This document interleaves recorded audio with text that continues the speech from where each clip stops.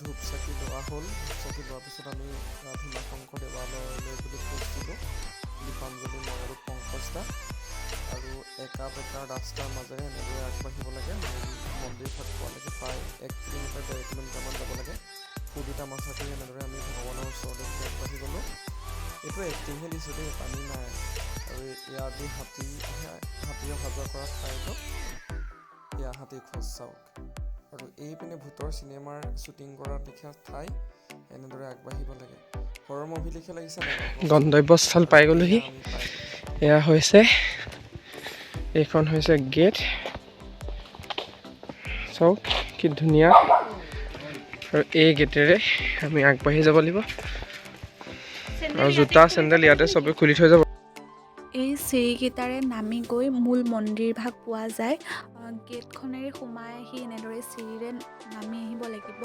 আৰু ইয়াৰ পৰা অকণমান মই দৃশ্যটো দেখুৱাই 12 জ্যোতিৰ্লিংগৰ অন্যতম ভীমাশংকৰ মন্দিৰত আমি উপস্থিত আছোঁ। এয়া হৈছে পৰিৱেশ। চাওক এনেদৰে ওপৰৰ পৰা নামি আহিব লাগে। সেই ওপৰৰ পৰা এনেদৰে আমি নামি আহিছোঁ। আহি ভয়ো লাগে আচলতে। মোৰ ভগৱানৰ কাষ চাপিবলৈ যথেষ্ট ভয় লাগে। সেইপিনেদি সোমাই যাব লাগে। সেয়া 12 জ্যোতিৰ্লিংগৰ অন্যতম। তাতে সকলো এনেকৈ যাব পাৰি।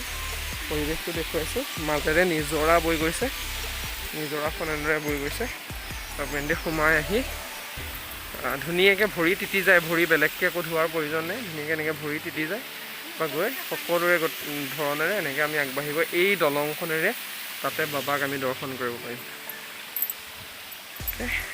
এতিয়া এই চিৰিৰে নামি আহিব লাগিব। আৰু এই স্থানত চাকি বন্তি জ্বলোৱাৰ ব্যৱস্থা কৰি দিছে, ওলাব পাৰিব। আৰু ইয়াৰ পৰা মই মূল যিটো মন্দিৰ লিংগটো আচলতে সেইটো অকণমান দেখুৱাবলৈ চেষ্টা কৰিছোঁ। তালৈকে কেমেৰা নিব নিদিম, সেইকাৰণে ইয়াৰ পৰা মই যিমান পাৰোঁ পৰিৱেশটো দেখুৱাবলৈ চেষ্টা কৰিছোঁ। আৰু খুব সুন্দৰ এক পৰিৱেশ। আমি পূজা অৰ্চনা কৰি আহিলোঁ। তাত বহিলোগৈ। আৰু এইভাগ মন্দিৰ, তাতে আমি গংগা জল দিলোঁ আৰু কিবাকিবি কৰিলোঁ। তেনে আহি আছোঁ। দৰ্শন হ'ল আৰু এতিয়া আমি ঘৰলৈ যাব ওলাইছোঁ। মোৰতো খুব ভাল লাগিল। ইহঁতৰ কেনেকুৱা লাগিল জানিব বিচাৰিম। পংকজা, কেনেকুৱা লাগিল কোৱা? বহুত ভাল লাগিলে। ইয়াৰ আগতেও দুবাৰ আহিছোঁ। পৰিৱেশটো বহুত ধুনীয়া।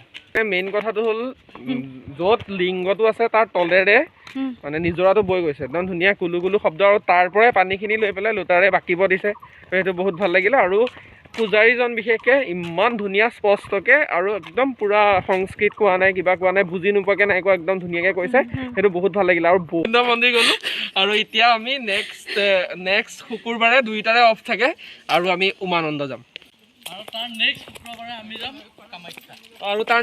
শুক্ৰবাৰে আমি যাম কামাখ্যা। মানে শুকুৰবাৰে মন্দিৰ দৰ্শন কৰা দিন পৰিছে ন? এতিয়া খানা মেইন খাব ওলাইছোঁ। ভাত লাগিছে।